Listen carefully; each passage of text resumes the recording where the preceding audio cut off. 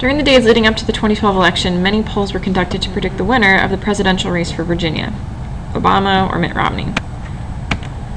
It would be practically impossible to ask all registered Virginia voters. There were 5,216,252 registered voters in Virginia in 2012. If it was possible to collect information from all of the registered Virginia voters, then the results would be called a census.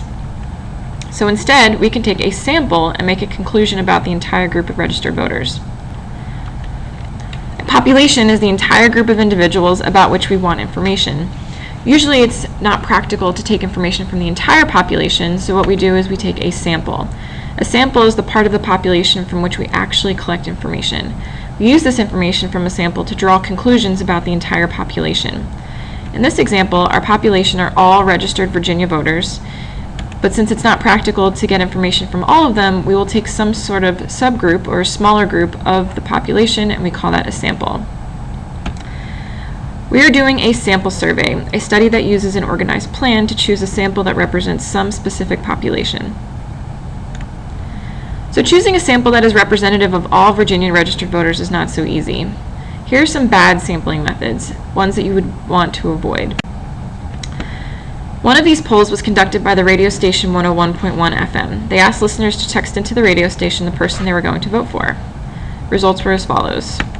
45% said Obama, 42% said they would vote for Romney, and then 13% said they would vote for Bryce Harper. We call this a voluntary response sample. Keyword here is voluntary response. People are volunteering to respond. This is allowing people to select themselves a sample rather than you. Usually those who select themselves feel most strongly about the issue being polled. Other examples would be choosing volunteers to receive candy. Again, keyword is volunteering.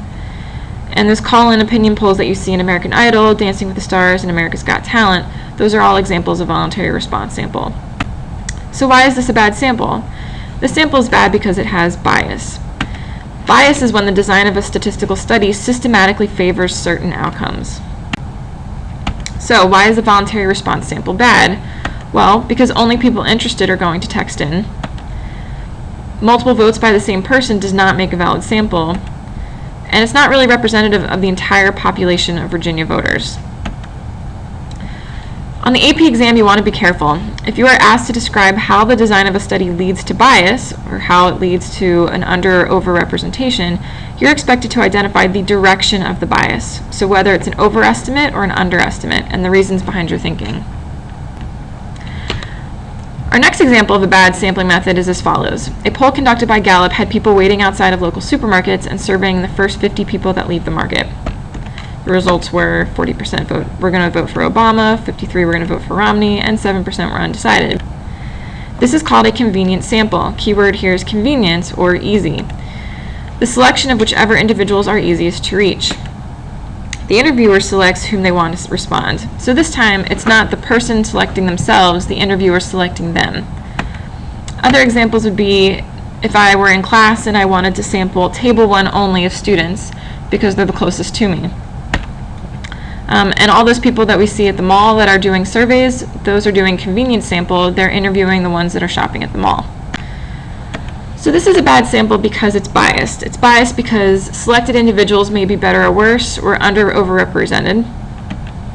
Again, not representative of the entire population. So here's a good sampling method. Every person registered to vote in Virginia was assigned a number, and 100 numbers were pulled out of a hat. These 100 people were called and surveyed. The results were as follows. This type of sampling is called a simple random sample, an SRS. The keyword here is that it is random.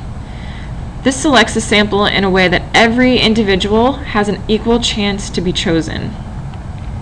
Each individual selected is chosen the same way.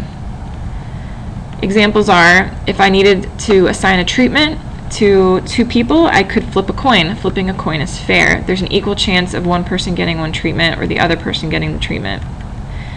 I could also assign each student in the class a number from 1 to 6 and roll a die. Again, rolling a die, assuming that it's a fair die, will give everyone an equal chance of getting selected, 1 out of 6. So why is this a good sample? First, chance chooses the sample, so it's impersonal. Second, there's no favoritism by the sampler. And lastly, there's no self-selection by the respondents. This isn't biased because all the individuals have an equal chance to be chosen.